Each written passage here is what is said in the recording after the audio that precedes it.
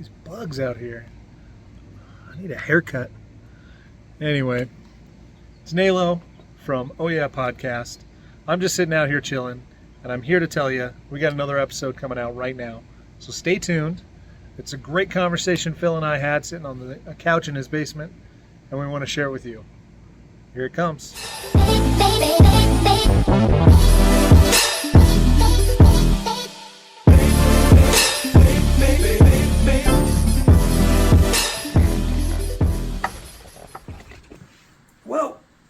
Whoa! New microphones. Not this again. Because you remember how that was junk? I mean... Is it good now? Or is it not good? Does this fit in there? Should be able to hear yourself real good now. We're nice and good like... Chong. Alright, let's just start. Let's not touch this. Bing bong, bang, bong, bang. Wow.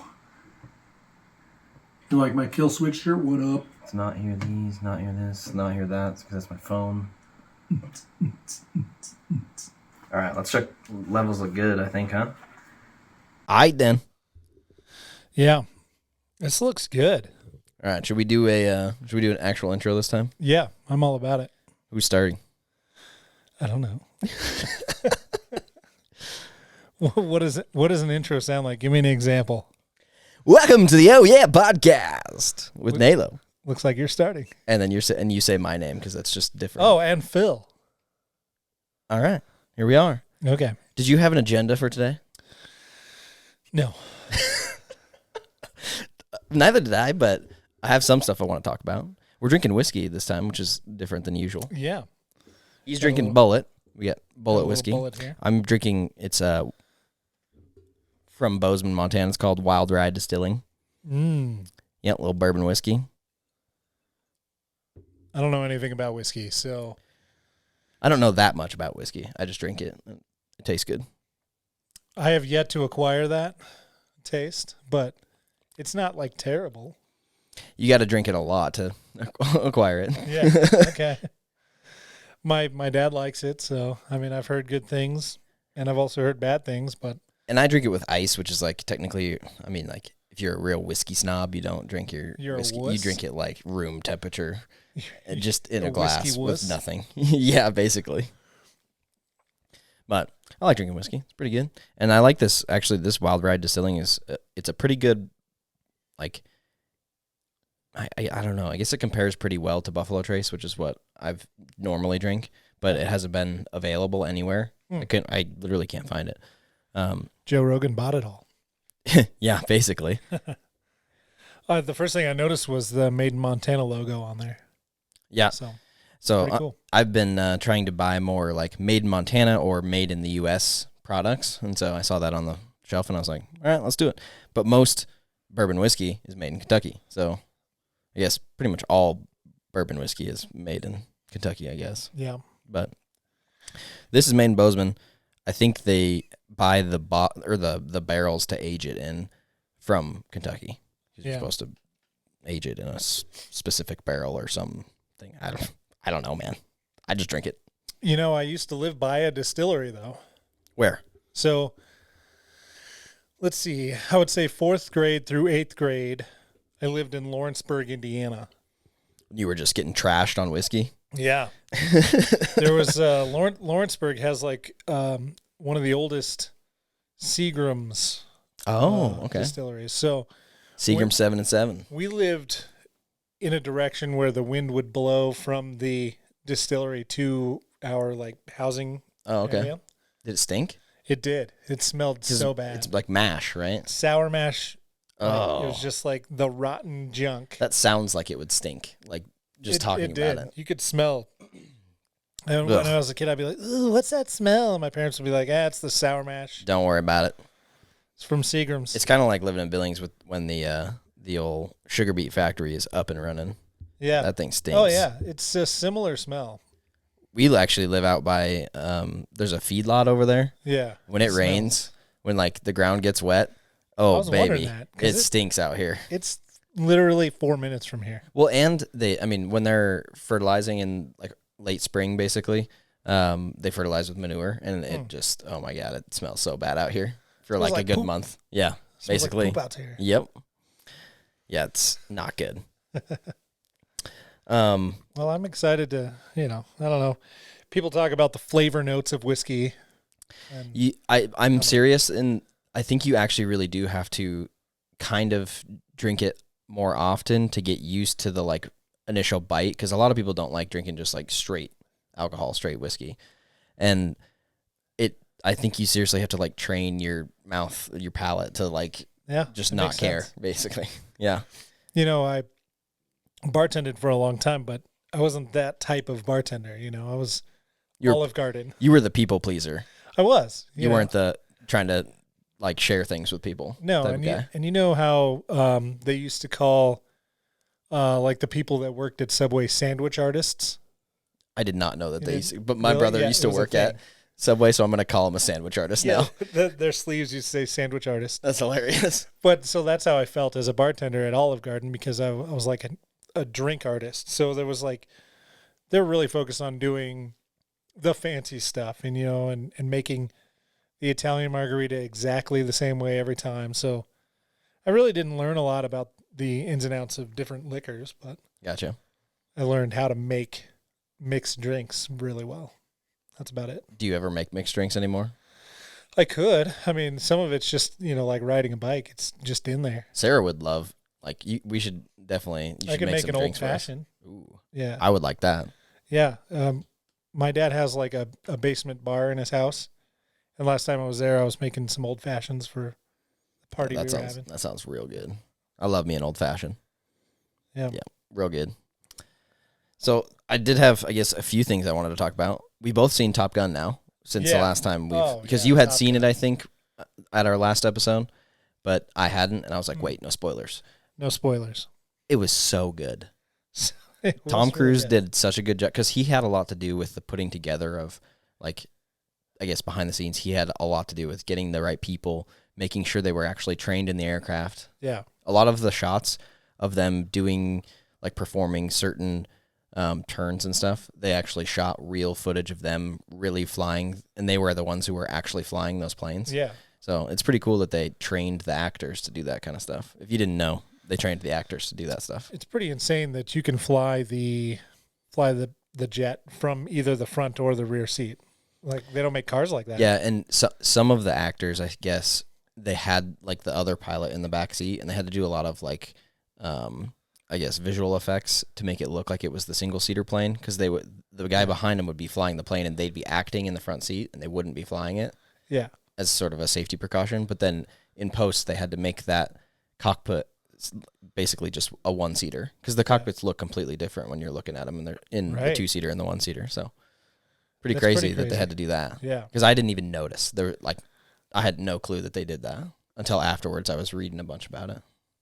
What's the other main actor that was in this movie? The one that played Rooster? Oh gosh, I can't remember his name, but he's in I think it's called Whiplash. Mm-hmm. Have you seen the drummer movie where he's drumming? He's such a good actor, and he's been in a lot of stuff recently, and he's been doing a good job. I'll look it up.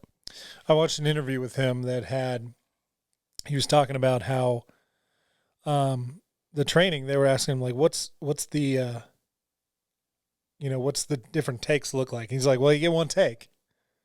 He's like, they train you how to do it, how to breathe and things like that, so you don't pass out while you're trying to, act out a scene. He's like, because we're really flying in the jet. Yeah. I can't believe that they did that, especially because of all like the safety and all that goes into acting and like making sure actors are safe. And it's crazy. The union, I guess, probably has a lot of safety rules that they had to probably bypass. There's a lot of red tape on this, I'm sure. Oh yeah. His name is Miles Teller. Oh yeah, Miles Teller. Yeah, good guy.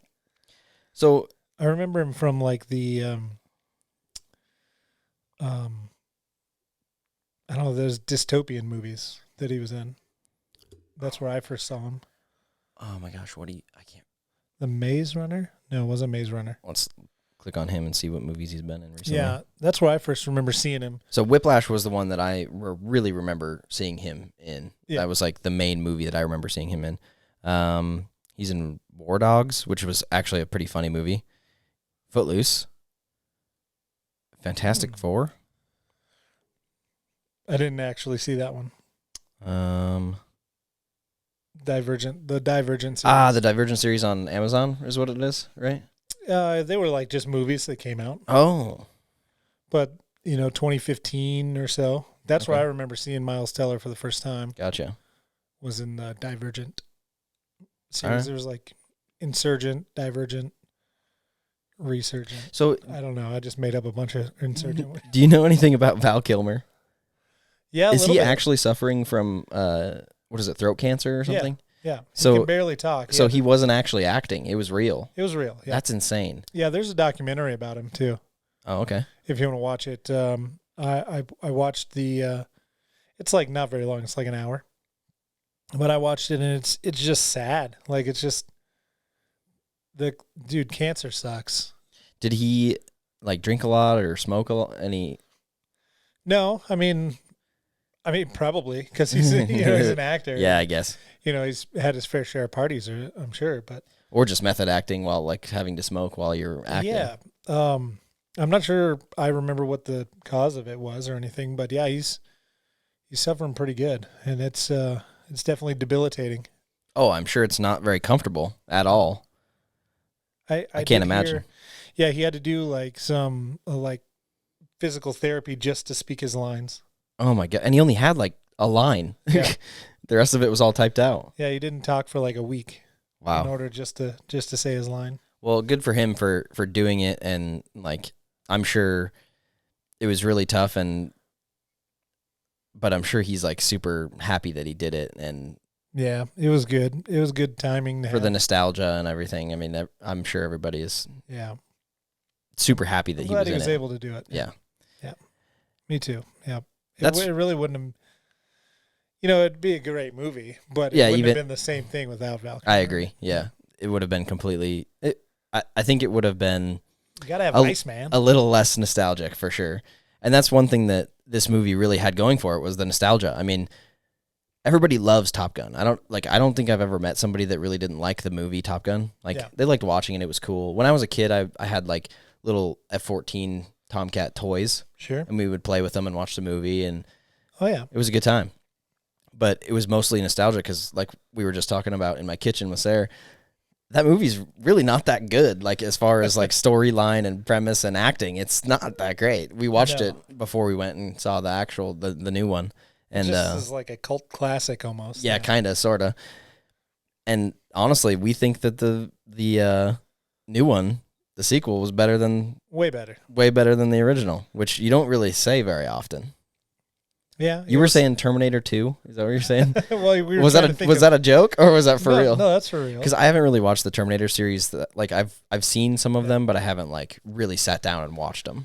Yeah, we were trying to think of sequels that might be better than the first one. There's a few of them out there, I think, but first one that came to my mind was Terminator 2. I was like, Terminator 2 is really good. I thought you were joking at first, but I mean, I guess I haven't really seen the Terminator series too closely. So yeah, it's way better. All right. Yep. I guess too Fast, Too Furious. Definitely. I don't know. Fast and the Furious is pretty good. Yeah. It's. But other movies were not. They've had like 10 different sequels now, so you can't really tell which one's like really good. I think that the new Tokyo Drift was fun. Yeah, there's like 3 different sections of Fast and Furious movies. That's true. Like Fast and Furious, the original by itself. Yeah. And then you have like Too Fast, Too Furious. You have Tokyo Drift, and then Fast and Furious, right? I don't even remember now. I can't keep them straight. There's too many. Yep. But then after about 5, they turned into action movies. Yeah, with like some pretty crazy villains in them.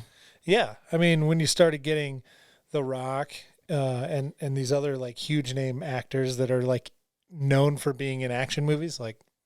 They're almost kind of like watching superhero movies almost now. Yeah, I agree. Or like Mission Impossible or something to like each their that's own. What they remind me of. The nostalgia of Fast and the Furious is what I like. I liked the original movie, Too Fast, Too Furious, and Tokyo Drift. Those 3 movies came out when I was like, I don't know. I don't actually know how old I was when they came out, but it was like right when I was really getting into cars and like playing 2001. Playing video games like Midnight Club or Underground, Need for Speed Underground. Yeah. Oh my gosh, those were so good. So good. Back when, we'd had Riders on the Storm on TV. Yep. Riders on the Storm. Yeah, I could jam to that all day. Snoop Dogg version, though, of course. Yeah. Yeah, I don't know. I mean, they made Hobbs and Shaw. Like, that was a good movie because it wasn't Fast and the Furious. It was like a spin-off action movie. That's how they should have been. Yeah, I agree. They should have just left Fast and the Furious right after. Stopped at 7. Yeah, what was the actor's name that passed away? I can't remember. Paul Walker. Yeah. I can never remember his actual name. I just remember his name's Brian in the show, right? Brian Earl Stillman. Dude, memory loss is contagious. What do you mean? Have you ever noticed that? It's like yawning or sneezing. It's like something in your brain just relates to it, so it wants to do it. So if anybody's ever asking, like, what's that actor's name again? And you know it, but it just doesn't. It doesn't end up coming. No, you're like, Space Cadet. I can't do it. Yep, exactly. It's contagious. That happens to me all the time. All the time. Yeah, it's because you're crazy. And then like 10 minutes later, I'm like, I got it, and it doesn't matter anymore. You're still on that? Yeah, we passed that like 20 minutes ago, buddy. So yeah, we were talking about Top Gun because that's honestly what brought it up. I'm looking at this mustache, and his mustache is nostalgic for me because a year ago I had a pretty sick mustache when my daughter. I've never had a mustache before. I've grown my beard a couple of times. It looks real good. Never had a mustache. I think with the like semi goatee you got going on here, yeah, it looks good. Cool. I think if you shaved the rest of it off, it might be a little weird. Yeah, it'd probably be pretty. I don't know. I think you should try it at least. Maybe for like 3 days. You should try it. 3 weeks? Yeah, 3 weeks. Damn. Trying to get all the way to the end of August before I trim it. I guess I've never really. I haven't shaved my like full mustache off in like. It comes in quick. I think it's been like two or 3 years. Mine's just still blonde. Like I have blondes in mine too. I'm not like Brett, and I have like a bunch of gray hairs. I have like maybe a few under here, but that's it. Brett's beard is beautiful though. We were looking at it today. We went to Rose Park for the kids, and his beard is like perfectly ombre down to gray. Like it's like really dark up here, and then it like perfectly fades to gray. But if he turns his head upwards, like if you're looking at the bottom of his chin, it's just gray all over the bottom of his chin. Like it's like from his jawline down is just gray hair. Yeah. But it perfectly ombres with the stuff that's growing over the top. It looks great. What a handsome feller. Man. If I was gay, I mean, maybe. Yeah. Brett, what's up? Hey. Yeah, he's a beautiful man. We got his bachelor party coming up. We got to figure out who's going with who, what we're going to do. So let's talk about this. Bachelor party weekends. When did this become a thing? I mean, that's what you did, too. A long time ago. I mean, I feel like it's been like this from the beginning of time. Did you have a bachelor party weekend? It was a day. A day? Yeah, it was a day. Was it here in Billings? Yep. Just chill? We played paintball for like 6 hours. That actually sounds awesome. Yeah, we went out into like the woods on somebody's property that probably we weren't supposed to be on. Nice. Yeah. It was probably just BLM land, and they don't really care about that stuff anyways. We rented some guns, and some people had some, and we had all the equipment and probably 15 dudes. How do I say this? How many paintballs did you go through? Like how many boxes did you have to buy? Probably 4 boxes. That's actually not that much. Yeah. I thought it would be a lot more than that. It was more tactical because we were used to playing airsoft. Ah, gotcha. Okay. So instead of playing airsoft like we always did, we're like, let's step it up and do some paintball. It wasn't like pro paintball where they're just like. No, we were like trying to hide behind trees and boulders. That's pretty awesome. And like, reaching up over the things. Several people would get hit in the knuckles just from like reaching around a rock and someone's right there. You just like point blank paintballs to the knuckles. That does not sound fun. No, it wasn't fun. I've had limited experience with paintball, and my experience was basically just like running up on my little brother and like shooting him from point blank. I think it hurts worse than airsoft. I feel kind of bad about that, actually, Nick. Sorry. Airsoft hurts. Probably some people might think that hurts more because you get more. It depends. Airsoft. It depends on the airsoft gun, honestly. Like the people are using, because a lot of them can shoot. Ours were kind of hopped up. I was gonna say some of those can shoot at some serious rates. Well, if you think about it, we had a little laser, so it could test how fast you could shoot, because we would upgrade our springs and things like that in our airsoft guns, and we got a few guns up to 450 feet per second. That's pretty hot. That's like Tommy gun. Yeah. Range, So they subsonic firearms. Yeah. I mean, they were fast. They were too fast. I mean, if you shot somebody, point blank, or it'd break your skin. Yeah, bleeding. Yeah. And we had one guy get shot in his front tooth, and he had to have a root canal. Break it in half? Well, it didn't break it, but it killed it. Oh, yeah, went gray and had to get a new one. Yeah, get a cap or whatever. Something. It was expensive, so we started wearing football mouth guards. Good idea. We had ballistic goggles that it was supposed to stop a 12 gauge shotgun. Oh, sweet, like BBs? Yeah. Nice. They were like military grade lenses. And cool. We got them from goggleoverstock.com or something. They were pretty cheap, but we used those, and man, I can't believe how many times I was hitting the goggles. Oh, really? Yeah. Well, good thing. Yeah, Holy you're crap. like looking over something, you get. Wow. My gun shot 11 BBs per second. That's a lot. Yeah. That's insane. So it'll, you get sprayed. It hurts a lot. But I think paintballs definitely hit you harder. Like they hurt worse because they're bigger. I mean, they're obviously they're covering more area, so it I feel like it probably just feels like it hurts worse, but honestly, if you spread out an airsoft pellet to be as big as a paintball, it'd probably be the same, if not worse. Yeah, it might be. Yeah. It'd be like getting shot with one of those like a cannon. or like those bean bags that they shoot out of shotguns. Oh, yeah, the non-lethals that the police use. I do not want that. Yeah, no thanks.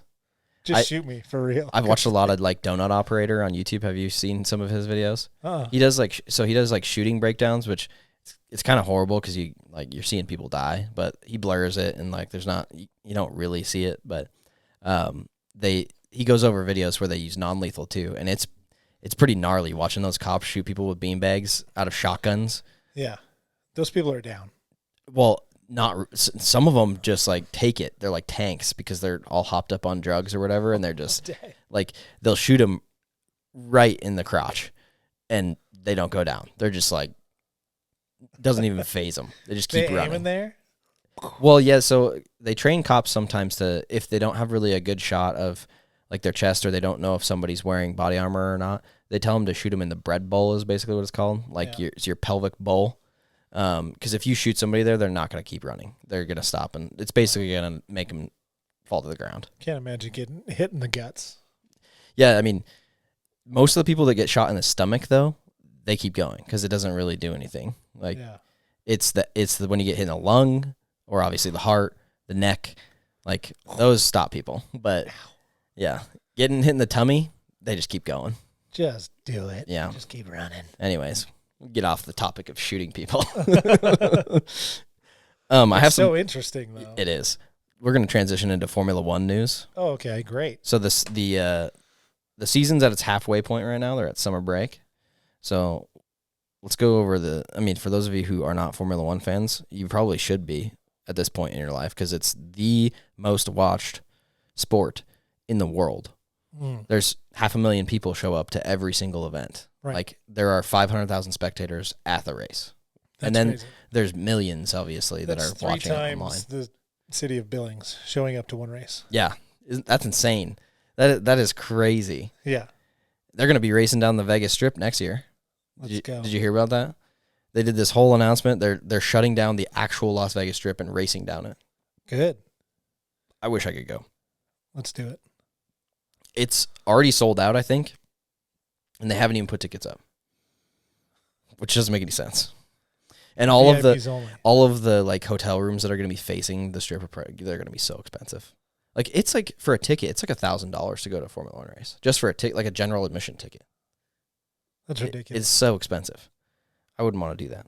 Anyways, let's look at the standings. The constructors, which is basically all the teams are constructors, so Ferrari, Mercedes, they build engines, right? Right. Red Bull, McLaren, Alfa Romeo.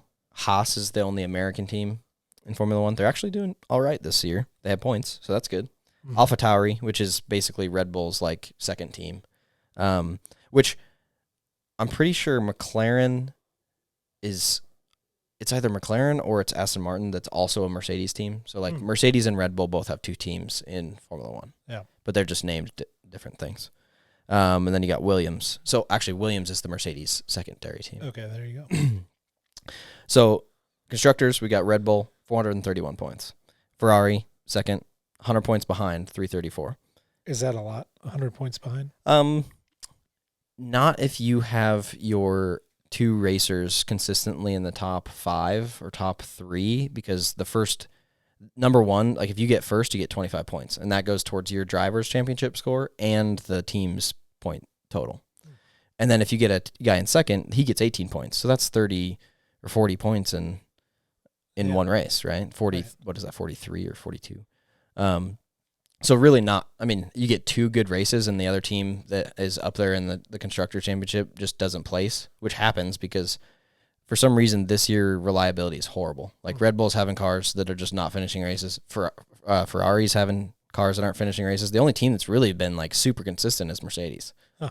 But they've been consistently bad comparative to their last 7 seasons. Yeah. Or 8 seasons, I guess. The last 8 seasons, they've been number 1. They were like the GOAT. Since the hybrid V6 era, they've been the number 1 team. Hamilton's won 7 championships. I mean, it's crazy. But anyways, they're like consistently like 5th, 6th. I think at the beginning of the season, they were like 7th and 8th, which is horrible. But this last race, they got 2nd and 3rd. Wow. I think it went Russell. No, it went Hamilton, Russell. So Hamilton got 2nd, Russell got 3rd. Coming up from behind then, huh? Verstappen started in 10th and won, which is insane in Formula One. That doesn't happen. It's crazy. Hamilton's had a few races like that where he like qualified 15th or something and then ended up winning or whatever, but pretty crazy that happened. Anyways, the Drivers' Championship, we got Verstappen, the guy I was just talking about, in first with 258 points. Leclerc, which is a Ferrari driver, in second with 178. And then Sergio Perez is 173 right behind him for Red Bull as well. So top 3, Red Bull, Ferrari. But there's a lot of drama going on with who's going where next year. And the top 3 teams, so Red Bull, Ferrari, and I think it's either McLaren or Mercedes. I think it's Mercedes that's in 3rd. None of their drivers are changing. They're all going in the same. The big deal is McLaren is like, they don't know if they're going to keep Ricciardo, but he has a contract, so they can't just like boot him out. But then Alpine is losing, what is it, Fernando Alonso? Is that his name, Fernando Alonso? I don't know. I can't remember. I'm pretty sure. I just became a fan like 2 or 3 years ago, so I'm still learning everything. Yeah, Fernando Alonso. So Alpine is losing him because he's going to Aston Martin because Sebastian Vettel is finally retiring. He's just decided he wants to put his focus in other things, and he's got a farm somewhere that he farms, and he's doing a lot of stuff, and he wants to continue that outside of Formula One, and he feels his career is just. He's really rich and wants to just. He wants to better the world, I guess. Yeah. And he does a lot of stuff off track that has really influenced the world in terms of just becoming a better place. So. Oh wow, that's good. So Fernando Alonso is going to Aston Martin, so that opens up a spot on Alpine. Well, Alpine has a reserve driver named Piastri, is his last name. I can't remember his first name.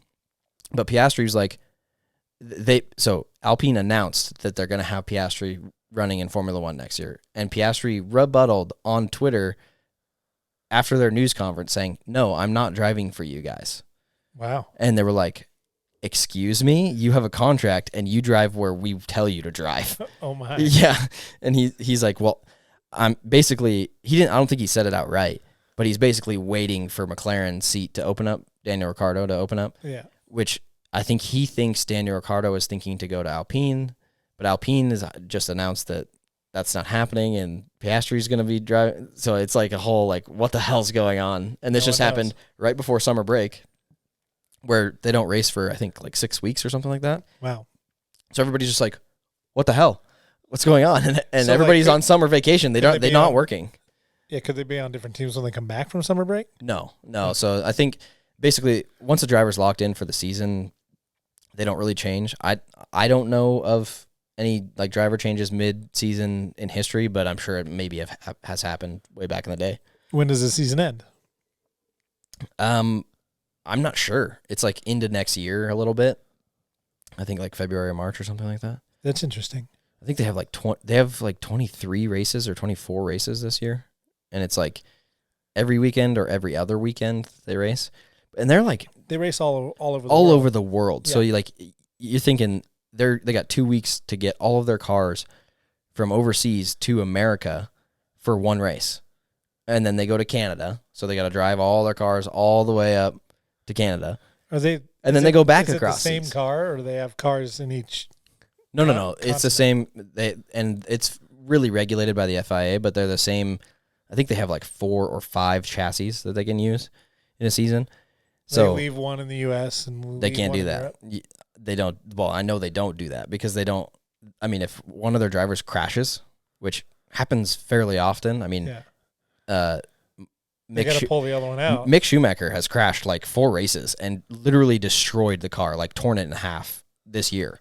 So they're a little bit pissed at him. So I think that might change a little bit too. And I think Alpine was thinking they might be able to pick up Mick if they need to, if all this crazy Piastri shit doesn't work out for him, whatever the hell's going on. Because if Piastri really doesn't want to race for him, they'll just cancel his contract, and then he won't be racing at all. That's crazy. Not even in Formula 2. Because a lot of these guys, they race like Formula 3, and then they're good enough, and then they get into Formula 2, and they're paying their way. Yeah. Like up to Formula 2, you are paying your way. You're not getting paid. And it's like millions of dollars. So you got to be either swimming in the cash or getting some sponsorships. It's a rich man's sport. Yes. Racing in general is. That's true. Yeah. I mean, even like we've got a lot of friends that like drift and stuff like that. That stuff, I just can't even imagine how much they're spending just on tires in general. Like, you think about how many tires they go through, like sets of tires they go through in a weekend. It could be like 4 or 5 for like an amateur drifter. But pros, they go through like a set of tires every run, and they're doing like 30, 20 runs a freaking weekend. No thanks. Yeah, some of these guys have tire sponsors, and think how many tires their sponsors are just sending them over. Yep. That's insane. Well, I mean, but really the markup on tires is probably pretty good. I don't know. You're a parts guy. You probably know that. Do you guys sell a lot of tires? I guess I don't. We do. Yeah, we sell tires. What's the markup on something like that? Don't give me a specific brand or anything. No, in order to stay competitive, we only mark it up 20%. So beyond what, like our wholesale price is probably 20%. Okay. Well, that's not, I guess that markup's not that bad. No. I thought it was a lot worse than that. So like tires, there's a different kind of margin than like plastic parts. Plastic parts get marked up a lot. It's so stupid. Well, but plastic parts are like a lot of R&D go into them and design engineering and stuff. So you got to think about all of the engineers that need to get paid for that work. Oh, yeah. Which is stupid because they're just designing a piece of plastic that goes in a car. And by the time you have to buy one for your car from the dealer, it's like $25 for this little plastic piece. And you're like, why is this $25? But then you realize. And then it breaks a year later. Yeah. Like this is a specific molded plastic piece for this brand, for this type of car. It's the only car that uses it most likely. Nobody makes it other than them. Yeah. So, yeah, it's a weird, I don't know, we've thought about it before. It's a weird little monopoly that no one cares about. They just let it happen. Like yeah. I'm sure there's lots of things in the world like that. Yeah, you can't go buy it anywhere else. I mean, if it's for your Volvo, good luck. What you gonna do? Find a crashed one. Yeah. I mean, that's a lot of times what people have to do if they don't want to pay the whatever part for their Volvo because. Well, I feel like that's kind of how the Apple monopoly is. I mean, you either are using an Android phone or you're using an Apple phone, and they can just charge whatever the hell they want for it because you're going to buy it every year or every other year because you need a new phone because they designed them to stop working. It just goes up little by little, but if you compare over 10 years, it's like, wow. Yeah, that actually makes me really curious what an iPhone was 10 years ago. They existed 10 years ago, 2004, I think, or 2005. $300-$400. Well, that's not that bad of an increase. When I got my iPhone 4. 3 times? It was like $499. Okay. I guess that was my first. The 4S, I think, was actually my first iPhone. Yeah. So a year later, or half a year later. It wasn't until a couple of years ago before phones were over $1,000. I hate it. Yeah. I think this was only 800 or something.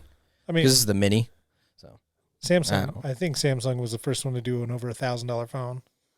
Oh, I'm sure, but they're always pushing the envelope, so it makes sense. Yeah. But now, I mean, you can buy the Samsung Fold phone. It's $1,400. So dumb. I mean, you can get cars. I've had cars for way less than that. I've bought cars for less than $500 before. I think so. I watch a lot of Linus Tech Tips on YouTube just because I like their. Oh, they're good. Their Intel like upgrade series is like one of my favorite series on YouTube to watch right now. Yeah, they're cool. Watching these people get like brand new gear just given to them. I don't know. I think that's kind of cool. But he's got the fold phone, and I'm like, dude, how do you even use that thing? Like, you have to open it every time you want to use it, unless you're like on the phone. Because on the phone, I think you can have it shut. Yeah, I don't get it. It's got a screen on the front, and it does have a screen on the front. I guess I didn't know that. Yeah, you can use it just like a regular smartphone, or you can go mega screen. Gotcha. But he always has it open. He's like trying to flex, literally flex. He's flexing that screen. I got a guy at work that he likes to watch baseball, and he'll have it like halfway, kind of like a laptop. Yeah. And then you can see it on the screen. You can put it anywhere you want. Like, he'll put it across over on the desk, so it's not really super distracting for him. And he'll just glance over and like look at the game. That's kind of cool. Yeah. All right. You don't ever have to have something to prop it up, or right. You don't have to have a special case to have like a kickstand or anything, or like a mount. So that's what I have. I have a little suction cup mount on my desk that I clip my phone to. But yeah, I got that little phone, man. That little screen. I know. Sometimes I'm jealous. Sometimes I'm not. Yeah, like if I'm like on a plane or something and I'm trying to watch a movie, I'm like, I guess I need an iPad now. I got to spend more money. But carrying it around every day. Carrying it around every day and just using it as if you're just using it for a phone, it is like, oh, it's so nice to have that small of a footprint. Yeah. Because I got small pockets, man. I'm a small dude. I got a big phone. I'm a big guy. You got big pockets. You got deep pockets. Well, no. Well, maybe. A little bit. You don't know. I don't. You could be a millionaire. No idea. Might be. Hell yeah. I wish. I definitely don't spend like I am. Well, most millionaires are like that, though, right? I mean, they're super frugal. They wear like the crappiest clothes because they don't care. What are you trying to say? No. That's No. That ain't me, dog. This is my kill switch here, dude. I actually like it. It's very colorful. I love it. I got it in Missoula. I feel like I've listened to Killswitch before. Like, I listen to it's heavy metal, right? Killswitch, yeah. I mean, I listen to metal, but I don't know if I could probably. I'm really bad at remembering who sings what songs, but I just like the songs, man. I just listen to them. I don't need to know the name. To me, it's like whiskey. It's an acquired taste, and eventually, because they're super heavy, right? Killswitch isn't very heavy. I would say they're in the middle. Okay, they're in the middle. So they're like half a tank. Yeah, they sing a lot. They got lots of good breakdowns. A lot of just, makes your face do this. I feel like musicians are more into that kind of like. Metal is all about the breakdowns. It's passionate music. Yeah, and I feel like you kind of sort of have to be a musician a little bit to appreciate it more, or be around like musicians and know a little bit more about music than the average person to get it. I think so too. I think that if you like passionate music, you're probably you're really into rap, or you're really into metal. I think that's probably the most passionate music out there. Like, there's feel-good music too, and that's mostly where country is, mostly where pop music is. Well, country's also feel-bad music. Yeah. Talking about people stealing your truck or killing your dog or... Sure, there's a lot of sadness in spilling country. your beer. Sure, that's sad. That is pretty sad. I don't know. So it's just like, depending on why you listen to music is what kind of music you're into. Okay. I have a question for you. Yeah. Do you listen to music for the lyrics, or do you listen to music? Like, is there one that's more than the other? Do you listen to for the music, or do you listen to it for the lyrics? I would have to say most of the time for the content of the song. So for either, probably the lyrics, because there's other times where I listen to music just for the music, but it's not the same. It's different music entirely, like different genre, all that. Yeah. Yep. And I'll listen to. Lately, I've been doing like vaporwave and synthwave stuff, like while I'm working, because I can literally I will forget that it's even on, but I know it's on. Like, it's making me more productive because I'm listening to it. Yep. But I have no idea that it's and it has a rhythm, and you like kind of get in the groove when you're working. Like it helps me like get in the zone. Yeah, I listen to Polyphia a lot, which is like I don't know if I've heard any of their songs that have lyrics in them. They're all just good music. I don't know. I love that. And that's my working music. Like I put it on and I'm like I just am super productive. I feel like anymore I can listen to like a podcast and work because I'm just listening to their voices and it's fine. But if I'm listening to music that's got like lyrics, I get lost. I can't listen to it. It just because I'm trying to listen to the words, but it's too difficult to listen to exactly what they're saying and try to do something technical. Especially at work. If it's new music. Yeah, absolutely. If it's like music from like the 90s that I've heard a million times, like it's subconscious that you're singing along or you know the song, so it's easier to work. But if it's new music, for sure, you can't do that. Driving is the only time I can really do that. Yeah, pretty much. Yeah. You know, and you were asking about Killswitch. Killswitch is like both for me because their music is so amazing. Like they're a very specific technical sound. Yeah. Yeah. If you've been listening to Killswitch or other types of metal music and a song came on, even if you didn't know that it was Killswitch, there was like a new song, you'd be like, that's Killswitch because they have a specific sound. They're just so much different than everybody else in the industry. I mean, there's a couple of bands like Shinedown and I think Five Finger Death Punch. Yeah. You don't like Five Finger Death Punch? No. So I call it bro metal. It kind of is bro metal, I agree. And the reason why I guess I agree with that is because a lot of hockey players listen to it. Like it's always played in the locker rooms and stuff like that. It's good hype music. Yeah. I listen to it before like hockey games and stuff on the way there because I'm like, oh yeah, get me into it. I just don't listen to. It's not in my playlists of like, oh, I'm choosing to listen to this. Yeah, their lyrics are kind of depressing most of the time, actually. I mean, in my own humble opinion, the only time not Killswitch, but Five Finger Death Punch is good is when they're doing a cover song. Oh yeah. I feel like Our Last Night is pretty similar to that. Like they have some good original music. It's not very much, but they're have like some. The best at doing covers. But their covers are incredible. Like I have a playlist on my Spotify that's just covers, and their name is on there more than anybody else's. They're amazing at it. It's like that's where their talent lies. Is taking a song that's already good, right? Yeah, it's bangers. Good. Yeah, certified bangers in the pop community. Yeah, they're popular for a reason. Viral hits. Good music, good songs, good artists. Yeah. And they take that song and make it better. And they elevate it. Yeah. At least for the metalhead. I agree. I mean, some of it's not really metal. It's more like hard rock. Yeah. Sort of. They're just taking it to a different. Is it alternative rock? I guess I don't really know what the genre would be. Yeah, because they use a lot of electronic sounds and. Yeah. I don't know. It's new metal. It's different. Yeah. I'm just going to call it that. Actually, it's not even new metal. New metal is like Linkin Park and. Linkin Park is new metal? What does that mean? It's like new metal. Oh. It's a genre. Okay. I'll have to look it up. I didn't even know that existed. Yeah. Music is a really hard thing for me. I have like I don't know. I never have like good music. Jordan is somebody who I've always like looked to for my music taste because I like the stuff that he listens to and like that's where I get my music. But I don't know where he gets it. Like, does he just come up with this stuff? Like, I need to ask him because that's interesting. Think because of the type of work that he does, they're like more intently listening to music because it's a labor-driven job. So their music's louder. It's more intentional.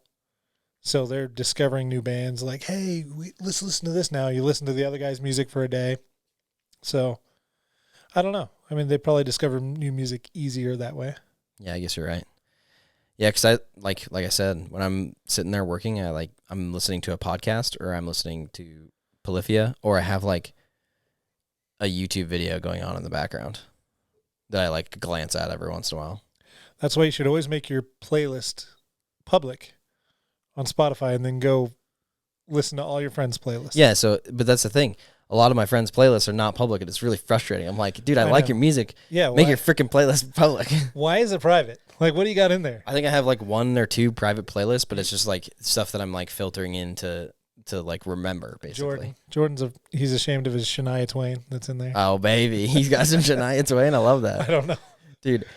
It's got to have something in there if he doesn't want it public. When we played travel hockey as kids, my mom would always be listening to like that type of country, and so like I always hated Reba McEntire. I hated country until like maybe a year ago, and then I started listening to like new like good country, and there's some really good artists out there that make some good music. Yeah, so that really good country probably doesn't include Luke Bryan. No, and that sure as hell does not include Shania Twain or Carrie Underwood. Dude, we watch American Idol, my wife and I, and it's good. It's addicting. Like, it's one of those shows where it's like, I don't really want to tell people that I like American Idol, but it is good. Like, you get like start rooting for people and stuff, and Luke Bryan, he does know what he's talking about. He knows his stuff, but he's in this like his career is based on country music that he doesn't live. Like, gotcha. Not a country boy. No, but like you listen to his songs and you're like, he just goes and hangs out with the guy that ranches during the week. Oh, you can tell by looking at this guy. He ain't doing that stuff. Yeah. Luke Bryan. He's the fakest cowboy there is, I think, but love it. He's pretty successful. I mean, he knows his stuff. He definitely knows music. I mean, hey, if the women go crazy for your music, then I think you're doing something right. The kind of country I like is like outlaw country, old country. Yeah. Johnny Cash. Well, and there's some newer artists that are doing stuff that's similar to that, like Coulter Wall. He's doing like some like old school type stuff. That guy's got an incredible voice. He's like 23, I think, or something. And when he was making the album that I listen to pretty often, I think he was like 21. He sounds like Johnny Cash. Yeah, he sounds like he's been drinking whiskey for 40 years. Yeah, maybe he has. Maybe he was in the womb drinking that whiskey. Yeah, his voice is real unique. Yeah, and that honestly, that's what makes him, at least in my eyes, that's why I like listening to him. His voice is just so unique, so different than anybody else out there. Sure. And his songs are good. I mean, I actually discovered him through Joe Rogan podcast. He was like, he's like, you want to listen to some country? Listen to Coulter Wall. I was like, all right, okay. So I did. Sweet. Yep. And that was like maybe 6 months ago. He makes music that fits right in with those like outlaw cowboy country music guys. Who's some artists from that era then that I should listen to? Waylon Jennings for sure. Oh yeah, okay. Yep. I've listened to him before. I mean, Johnny Cash, but Johnny Cash he's not really country per se, right? Literally, Johnny Cash was the pop of that country genre. Okay. He was the most famous guy. He's Luke Bryan of that time? Possibly. Or what's the thing about Johnny Cash is he could write and sing anything and it would be popular. So it's kind of like in the author world, it'd be like Stephen King. Stephen King could write the crappiest book ever and people would still buy it and be on the top. Or like Taylor Swift. Or Taylor Swift. Exactly. She's like that artist nowadays. She makes country, she makes pop, she makes genres. Rap, she makes everything. Yeah. And people will still buy it because she's Taylor Swift. And some of it's real trash. Yeah. This was Johnny Cash. Okay. He did the same thing. But there's other artists like, for example, Waylon Jennings and a bunch of other guys that they were like, they just made legitimately good music every time. It was, all right. It was really You'll have to send me some more of your country artists that I need to listen to. Yeah, I got a playlist. Okay. I'll send you. Is it public? It is. All right. I'll just go look for it. I think I'm following you. Outlaw Country Best. All right. Because there's a couple in there. You have so when I look at your page, I get overwhelmed. I'm like, I don't know. I honestly don't. I'm just going to leave this because you have so many playlists. Over 150 playlists. Yeah, it's insane. Yeah. Like I was scrolling through and I was like, I literally don't know where to start, so I'm just going to leave and go listen to something that I know. I got scared. Yeah, I mean, some of them I've even designed little covers for and put descriptions in. That's awesome. hoping that they would become popular. I didn't know you could even do that. Yeah, I mean, it's just like kind of like YouTube in a way, to where there's an algorithm. So if you're searching for a playlist, if you have the right kind of words in your title or whatever, it'll pop to the top. Okay. And then there's no reason to have, more likes on your playlist than any other I mean, there's no monetary value or. I think you can gain monetary value from that in some form or fashion. Maybe if you make good enough playlists, Spotify will like buy them from you. And they'll like feature you or something. Yeah, because somebody's out there making Spotify playlists, right? Yeah. It's probably just random people that they're like, this playlist is awesome. This guy knows music. Let's buy it from him. Yeah. Which is weird. It is weird. I mean, maybe I'm way off on that and that's not what they do, but it seems like that could possibly be what they do. Isn't there a movie that like, it's about like a couple like accidentally posting one of their like, they like made a sex video or something and they posted on their iCloud account, but it's because this guy like has really famous playlists, like his playlists are good.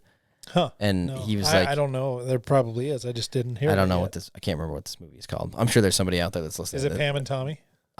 No, it's not that. Pam and Tommy was funny though. Yeah. I can't believe that that's like real life. Yeah. And that happened. Wild. What a crazy life they have. Back when the internet was just starting. Yes. Now it's way easier to fuck up and do something like that. That's not how you want to get your introduction to the internet. No. No. Absolutely insane. Yeah. It's crazy. I don't know, man. Music is good. If we didn't have music, I mean, what would we do? I was thinking the other day, music has gotten way more expensive though. Like, you know how you used to buy like songs on iTunes or wherever you'd get your music, and you'd have to buy them or you'd be ripping them, obviously. Do some pirate shit. I definitely have spent more on money in the last 10 years than I ever have before. More on music? Oh, yeah. You said more on money, but I mean, true, that too, because it's 8% inflation right now. More on music. Yeah, okay. Than I have ever before in the last, probably, since Spotify existed. Because I was thinking about it, like, in my library on Spotify, I probably have, maybe 1,000 songs or 2,000 songs, right? $2,000, right? Because it was like $1 a song from Apple, from iTunes. And then it was like $1.29 for certain song. I don't know. It was weird. But I'm spending like $10 a month. And I've been doing that for 5 years. Yeah. 5 times 12 times 10. Yeah. That's a lot of money. It is. It's a significant amount of money. But think about it like this. But you could just buy it. I still think it's a great deal still. I don't know. Look at the amazing, like the content that's available at the snap of a finger. That is true. Like it's like actually you own all of the music. I did think about that too. I was like, well, wait a second though, because like iTunes only had certain artists, or like some artists weren't on there. And what now? You got podcasts. Yeah, that's true. You can go listen to podcast. Hell yeah, brother! Search it up. But if you're listening to this, you already did. And, maybe you didn't like it though. I mean, time to start. Yeah, true. Our episodes are way better now. I agree. Well, I don't know. There were some pretty good ones. Hey, we've changed too. I mean, like... Yeah. I have a child now. Yeah. I don't know, our production has changed a couple of times. Yes. For the better. Yeah, the way we produce this is way different than when we started. Dude, when we first started, it was rough. It was, and we were like so much more like focused on... gear and... Yeah, and what do you call it? We were just like preparing. Yeah. The preparation was like way more than it is now. What happened with this one? This one, we literally I had already set this up, which takes like, it took me 5 minutes to just put this stuff on the table and hook it up. And then we were trying to get a camera to work, and I was just like, you know what, screw this. Before, we would have got it to work, and it would have been like 2 hours later than it is right now. But I know it's Sunday night. You got to work tomorrow. I got to work tomorrow. Yeah, but kids. I mean, we were like, hey, we got to record a podcast here soon. You want to do it? Oh, yeah. Yeah, I did. I texted him. I'll come over. I think I texted you on, Thursday? I was like, hey, I think we passed our, I think tomorrow's the first Friday, so I think we should probably record. Yeah. So if you're listening to this, sorry we're late, but. I don't think we're late yet. No, I think because Friday. Sunday was the first. Today is Sunday, and it's the 7th. So first Friday was the 3rd? The first Friday was 2 days ago. Oh, okay. Saturday, Friday. Well, so the 5th. To our 4 listeners. Sorry. That's okay, though. Not sorry, though, because, we were busy and we had stuff to do, and you know what? You guys can wait. For sure. So I really liked your update about Formula One. Thanks for doing that. Yeah, absolutely. I feel like because I don't think you follow Formula One at all. No, I feel like it's kind of cool to talk about something that you have no idea about. You like it. I mean, I get kind of like now you can kind of talk to him about it. You're like, hey, I heard this. Is this true? He'll be like, what? Wait, you know about Formula One? Some of his friends like that I get online and to Discord with and stuff, they all watch it too. So now I kind of know what they're talking about. Cool. Yeah. And it's actually, I like that because then you actually have an input into the conversation and you're not just like sitting there like, so can we talk about baseball now? Yeah. Which, by the way, can we talk about baseball? Absolutely. Now? Okay, cool. Great segue. So since the last time we were here. What happened? We had the trade deadline. So oh shit. Yeah. August 2nd was the trade deadline. And basically what this means is at this part of the season, you cannot trade players with any other teams or make deals or extend contracts or anything like that until the season ends. You're locked in. You're locked. Your team is your team. So lots of people moved right before this, right? Yes. Okay. Yeah. So I feel like that happens in the playoffs right before the playoffs for the NHL too. It's like mass exodus from teams, and then you have your first part of the season, from here till or from April till now. Mm-hmm. You have the establishment of your team. So you have a 40-man roster. 40? 40. That is so many people. Yeah, most of them are pitchers, but. Most of them are pitchers. Yeah, let's say half of your roster is pitchers. 20 pitchers? Yeah. So it's pretty easy to make it as a pitcher in the MLB? And especially if you're left-handed. So it's the easiest position so I have no respect for pitchers anymore. Okay, go on. Yeah, you guys got the easy job. No way. You just have to head the team and make all the decisions. Yeah, right. So you have up until this point to kind of establish your team, right? So you know who your good players are. You know what everybody else's good players are too. So you know where you're kind of lacking. And if you're going for if you're shooting for the playoffs or you're shooting for the World Series, you got to fill some holes. You're nixing some peeps. So you're trading off some prospects. So each team has their top 20 prospects, that they've drafted from college, from high school, some from, just off the streets, like these guys that from are the free DR. Agents. Yeah. Which I'm going to the DR here soon. Dominican Republic? Yeah. You get to go there? Yeah, we're going for Brett's wedding. Oh, yeah, that's right. Yeah. So, yeah, a lot of players come from Dominican Republic, but they got leagues down there. I was going to go try and watch a street game or something. That would be sick. It'd be wild. Better record. Because they're all pro. I want to see it. I could definitely just recruit somebody, but all the teams are locked in for the rest of the season, so they're probably not playing now. No. They're just screw this, I didn't make it. No, didn't make it. Anyways. So, anyway, these teams, no, that's okay. Some of the top teams Padres, Dodgers, Yankees, Mets, the these big guys, boys. They have lots of money too. The city has lots of money.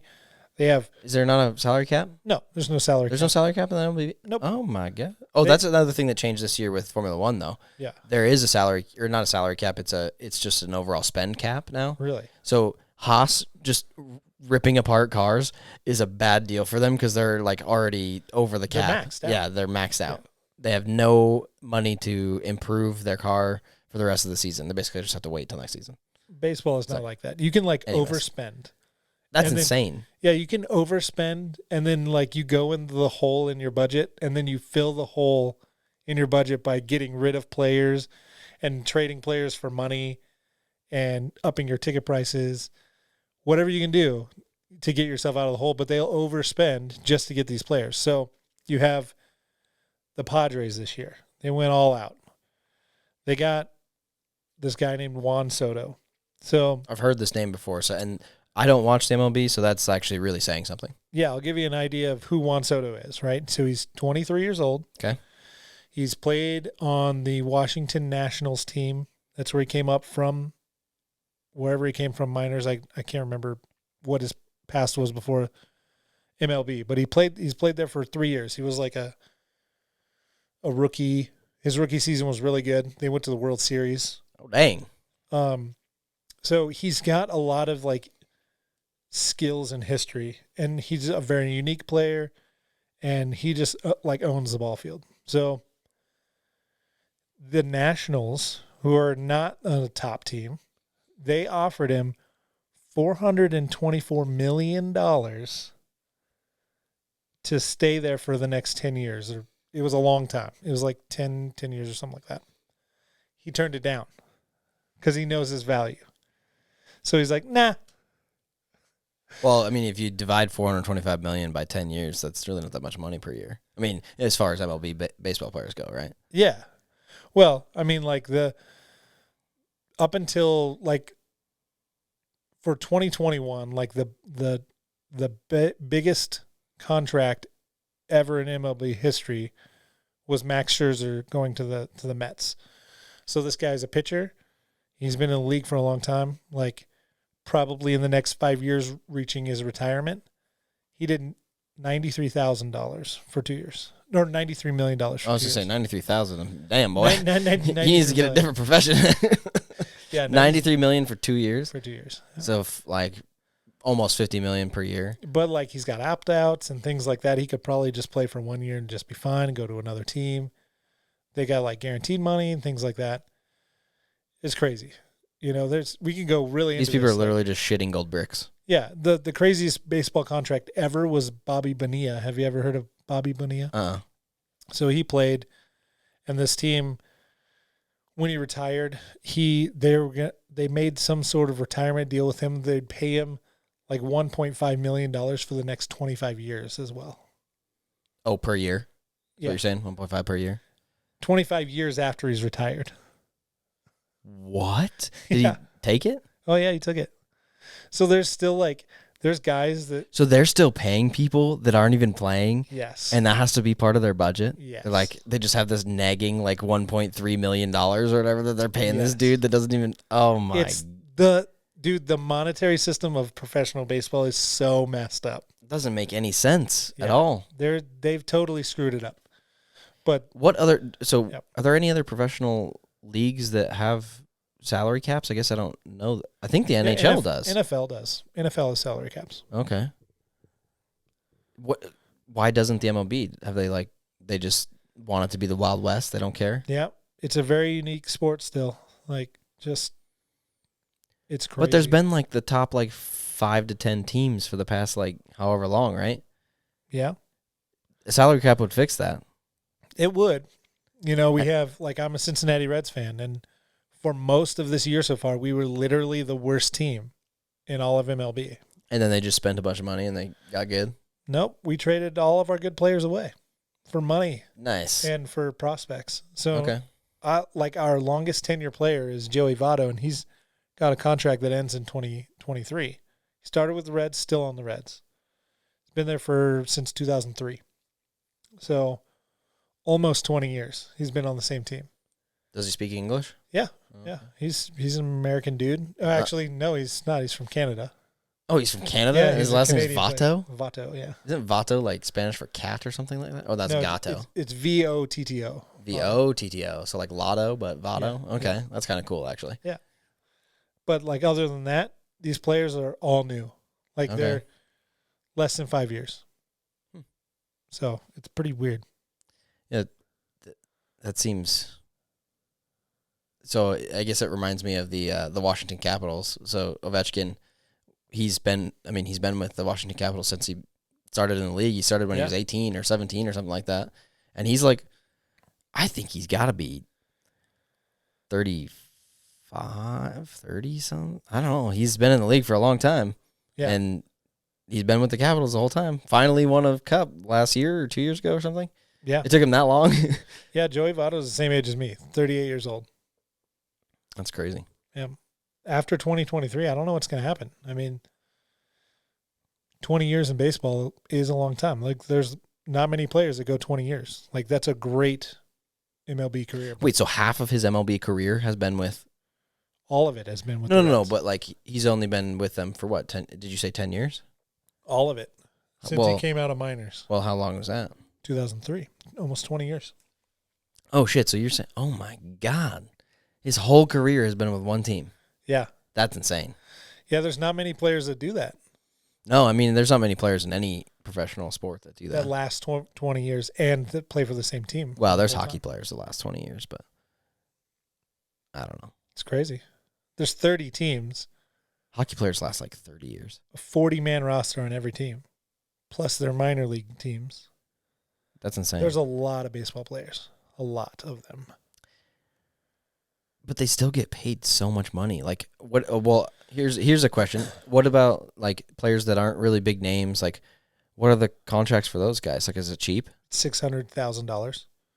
Oh, that's what they just. But you're playing in the big leagues, and you're just training and hanging out, and dude, a lot of those guys are not very fit either. Like some of the pitchers are just fat boys. Yeah, like what? But yeah. There was, I think you sent me a picture that's just a really big dude, and he just whips the ball. Like he like uses his belly to whip that ball. Oh yeah, dang son. Yeah, these guys they got no interest in being physically fit. As long as they can throw 100 miles an hour accurately, they're gonna get paid. All right. I mean, $600K though. That's like when you're like. It was less than that before this year. We started a month late because they went on strike. Basically, all of MLB players. I would went too, on strike because it's really. MLB. I mean, it's really not that much comparative to what some of the dudes are making. We didn't think baseball was even going to happen this year. It was crazy. Well, some crazy stuff. The NHL's had that like a few times. It's been like probably, I think they've had 3 or 4 blackout seasons where they just didn't play. Yeah. Because the players were like, we need to get paid more. Sure. Because those guys are all physically fit. Like there is not a fat guy in the NHL. They are all like as fit as you can be. Because if you're not, you're getting thrown around. So check this out. This will put it even in a better perspective than for you. Max Scherzer, the guy I was talking about that had a $93 million contract. Yeah. Somebody's probably watching this like, no, it was like 92.8. I don't know exactly the number, but it was high up there, right? There's always somebody that knows more. That one guy gets paid more than the entire Baltimore Orioles baseball team. Holy shit. Yeah. Oh, my God. That is insane. There's a bunch of guys like that. I'm sure there's probably people like that in the NHL. I just don't pay attention to that kind of stuff. I just watch the playoffs, and that's about as far as I go with that. I feel like there's no other sport besides baseball where they talk about how much the players get paid as much.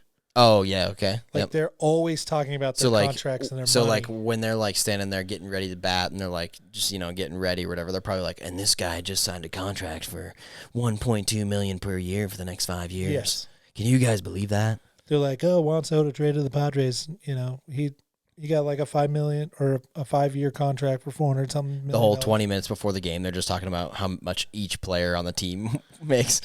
Yeah, just the Padres alone, they got Manny Machado over $300 million contract. They got Fernando. Per year? No. Oh. For the length of his contract. I don't know if it's it's still like 6-7 years or something like that. They got Fernando Tatis Jr. over $300 million on his contract.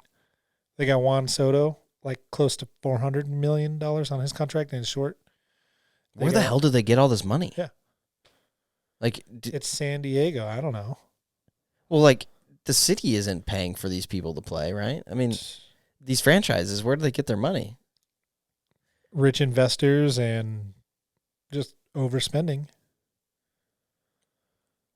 Maybe Epstein's like child sex ring had something to do with it. Probably. Because that's some like serious money. I think that this is just me like hypothetically thinking. Okay. That I think a lot of what started the money in baseball had to do with organized crime.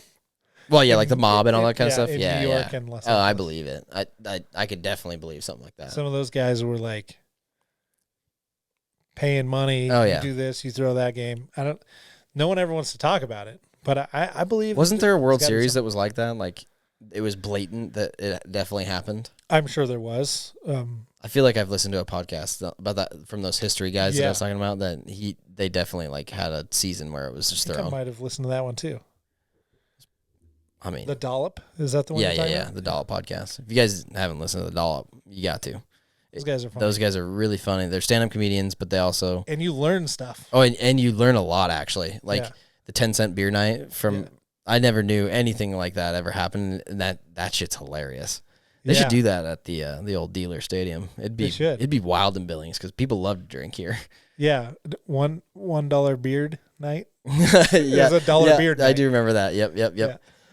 If you had a beard, you only paid $1 for your ticket, but tons of people showed up because they thought it was $1 beer night. Yep, and they were pissed because they had to pay full price for their beers. Yeah, I don't have a beard. That's pretty funny marketing, honestly. It is. Yeah.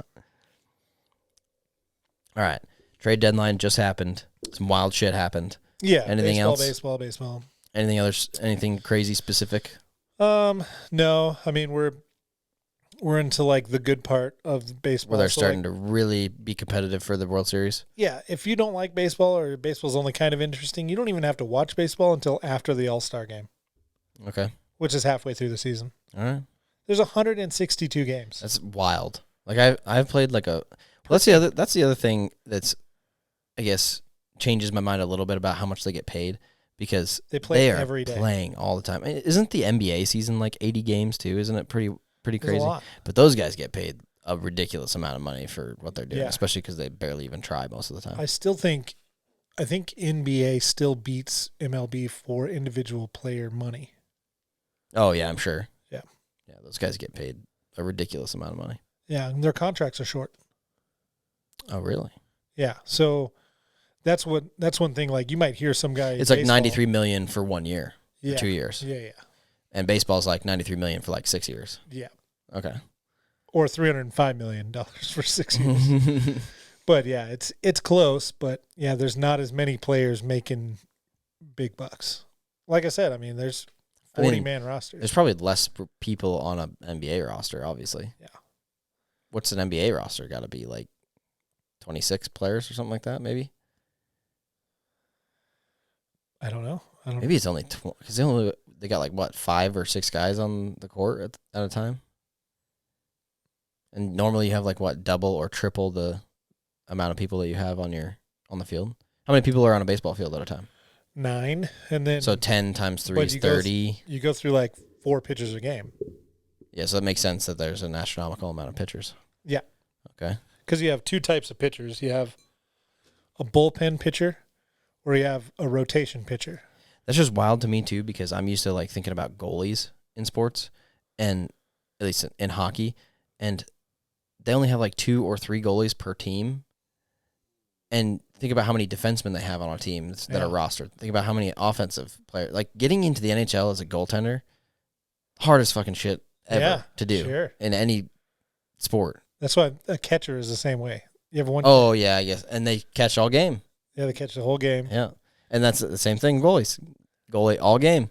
Yeah, you may have 2 or 3 catchers at most on your 40-man roster, and 20 pitchers. And some of them are just there because they can hit. Yeah. Yeah. And they're not even a great pitcher. They're the DH. Yeah. Most of the time, that guy doesn't even play in the field. All he does is walk up, swings a piece of wood, hits the ball, gets paid. Yeah. And then when he gets to the first base, they just switch him out. Yeah, a lot of times. He literally is on the field for maybe 2 minutes in a whole game. The craziest thing is some of these guys like Fernando Tatis Jr. on the Padres getting paid $305 million contract, gets hurt, hasn't played for like the entire year. I'm sure they have clauses in the contract, though, that give you a reduced salary if you get hurt. Yeah, maybe. I'm sure they have to. But baseball players get hurt all the time. It's just, well, yeah. I mean, repetitive motion, especially pitchers, repetitive motion like that, you're definitely going to hurt something. It's 10-day. It's usually like the injured list is 10-day or 60-day. That's insane. So and they send them down to like the minor league teams, like AAA, to go rehab. So you see lots of MLB players playing in AAA. Oh, that's cool. Yeah. Are the Mustangs AAA? Were they? No, Mustangs are bottom of the barrel. Okay. So there's 5 Sorry, tiers. Mustangs. Yeah, that's okay. Because were they at any point? No, Pioneer League is like the bottom of the barrel. Then you have low A, high A, double A, triple A. Oh, shoot dang. They're like way down there. Yeah. This is not good baseball. It's still professional baseball. But it's not good baseball. It's better now. What do those guys get paid? We didn't think it was going to be better because now that they're not affiliated with a professional baseball team or with a major league team, we get higher caliber players because we can get players from any kind of draft. Oh, it's not restricted. Yeah. So before we were getting players from the Cincinnati Reds draft. Okay. And we would just get whoever the Cincinnati Reds picked and wanted to maybe give a try. Yeah, of course you got your top, their top guys are on this team, and then their next top guys, next top. Yeah. So when you're playing and Pioneer they're developing. League, you're the lowest form of professional baseball. But now we have a bigger selection of caliber players. So we've actually been seeing some good caliber players come. I get sad when I see Snapchats from Mark that you guys are at a game together, and I'm like, what the hell? I didn't get an invite. What the hell's going on here? Yeah, we should. Then you can just learn more about baseball while you're there. Sounds good. Let's do it.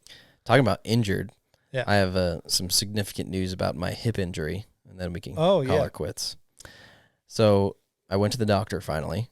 So the reason why I couldn't get into the doctor in the first place, which I don't know if I've even talked about this in the podcast, I injured my hip like a year and a half ago playing hockey, and it's just hurt for a year and a half. And we've all been sad about it. I called like a year ago. So I waited about 6 months to see if it would get better, and it didn't. So I called about a year ago. They never called me back. I called like 2 or 3 times, never got an answer back. And then finally I just called recently because it started to really bother me. Like now when I'm like walking, even like I'll sit, like right now we've been sitting for about an hour or so, it just starts to hurt, which is bad. That's not a good deal. Yeah. So I called, got an appointment. Well, it turns out it's called hip impingement. I think it's like FIT, or I don't know. There's an acronym for it, some medical acronym. But basically, you got your femur with the ball on top of it, and the ball's angled a little bit. Well, on the top side of that ball, there's a like protruding piece of bone that's basically become it's like a callus because of the repetitive motion that I've done for 20 years playing goalie. Yeah. And it's only on the left side, and it tore my labrum when I overextended one time. So now I have a torn labrum and hip impingement. So basically the only solution is try an injection, like a ultrasound guided injection in my hip. Like a cortisone? It's like an anti-inflammatory, so I don't know if cortisone is an anti-inflammatory, but basically like it should reduce the inflammation in the cartilage that will then allow a better range of motion, and hopefully it makes it so that my joint doesn't push that labrum around too much. Because right now what happens is my leg will come up past that range of motion where it's comfortable, and the bones will touch, and it's like the worst nerve pain in the world. It's like, I don't know. I can't even describe it. Because your bones shouldn't be touching each other. Yes, your bones definitely should not be touching each other. And so hopefully with PT and an injection, it might fix itself. But really, they're kind of just saying that surgery might just be what ends up happening. So what do they do? They go in and like fix that, or you got to get a hip replacement? So they'll slice my hip open, which luckily they made me feel a little bit better about it, because I was thinking maybe like they would do a repair on the labrum and it would only last like 5 years, and then I'd have to get another one and another one and another one, and then eventually it wouldn't be repairable anymore and I'd need a hip replacement. Well, they said that if they fix the hip impingement, so they grind off the bone, yeah, and then they fix the labrum, I should never need another surgery again. Nice. Unless I injure it again, which could happen because your range of motion gets better and better the more you stretch, and eventually you push it too far. You still like playing hockey too. Which I'm a competitive person, so I probably would end up hurting it eventually, but it's possible that it could last the rest of my life and it'll be fine. Cool. But I was thinking I was going to have to get a hip replacement every 20 years, which was going to be horrible. I mean, I would have probably 3 or 4 hip replacements by the time I was passing away, and that would be just the worst. Yeah. I mean, that many surgeries on something you use every single day that gets that much wear and tear, it would be horrible. Yep, that's not fun. So, sort of good news, sort of bad news. I think there's like a 6 to 9 month recovery. So, I've got 69 months. 69? What? Jeez. No, so it's like 3 months. They're going to try this, the shot, and you can't have the surgery within 3 months of that shot. So, it has to be 3 months of PT and that, like, basically seeing if the shot worked. And then if that doesn't work, if it still hurts after 3 months, then it's surgery. And then I think that's like 3 months laid up, and then 3 months PT, and then 3 months of like observation, and hopefully you're good to go after the 6 month period is basically like, after that they're testing you to see if it's going to fail. Crazy. Yeah. Hopefully it all works out, but I'm a little nervous about, I get the injection, I think on like the 18th, so I'm a little worried about that. Cause it's like, I mean, it's an ultrasound guided. So they're literally like sticking a needle all the way into my hip joint.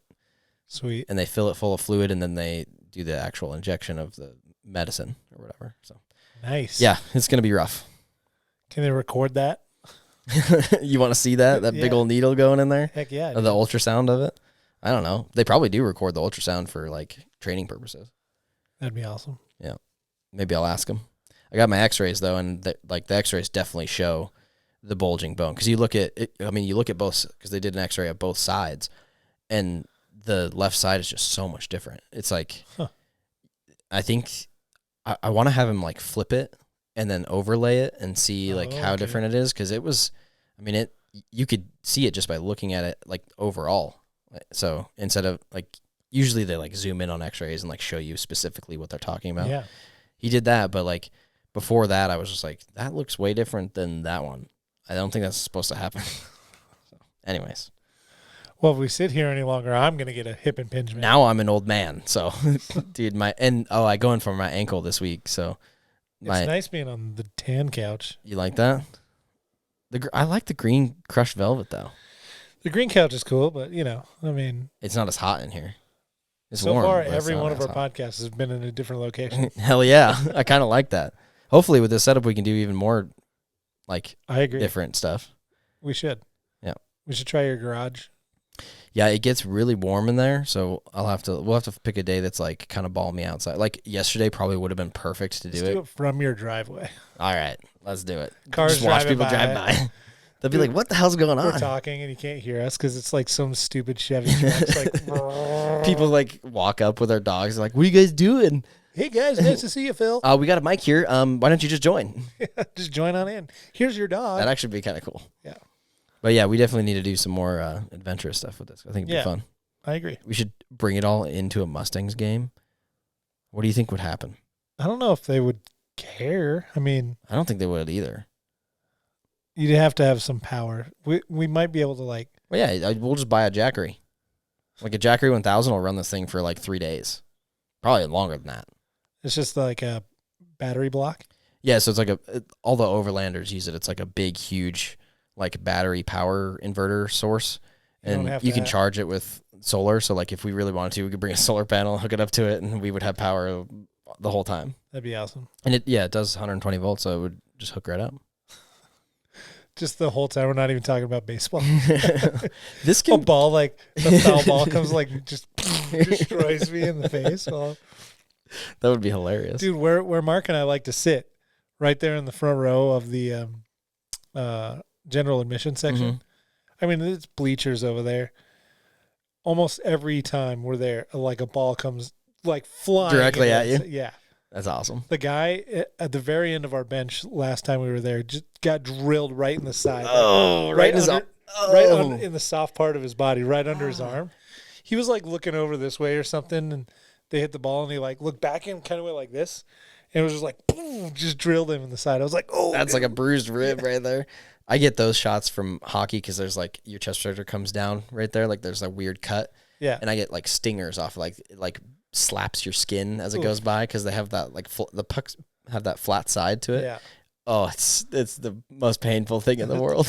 It's horrible. The sad thing about that was that the guy didn't even get the ball. Like the guy sitting like 3 spots behind him. He didn't even give it to him. What an asshole! He like picked the ball. He's like, yeah. Screw that guy. Give him the ball. He didn't give him to him. Dang it. That sucks. Yeah, the guy just sitting there with his wife. Usually, at least it was him, not his wife. Yeah, we bring our gloves. Like last year, I caught a foul ball. I totally stole it away from Mark because we were sitting right next to each other. We both got up, had our gloves right there. I was just like, I reached up, got it, snagged it. Screw you, Mark. Yeah. So yeah, he won't even come on our podcast. So like, You can take his ball. Yeah, you can have the next one, Mark, if you can snag it before me. You can't have the next one until you come on the podcast. So yeah, I mean, he's just got to you just got to catch the ball. I'm not gonna let him have it. Yeah, just catch the ball, bro. I'm not gonna let you have it. This last 2 minutes of us just berating Mark. He'll never even listen to it. Mark. Yeah. It's true. All right. On that note, Mark, I think we better end it. We've been going for an hour and 20 minutes or so. It's a good time. Heck yeah. Well, thanks for listening, everybody. Yep.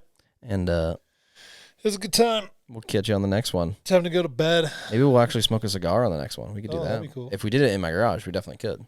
Yeah. All right. Or on your back porch. I thought about that today, but I was like, it's going to get dark.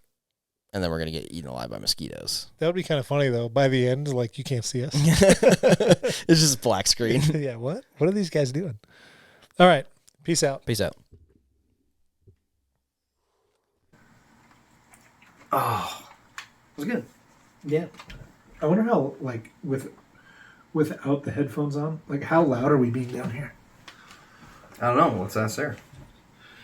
How loud are we? Or do we just sound like idiots? We've got it.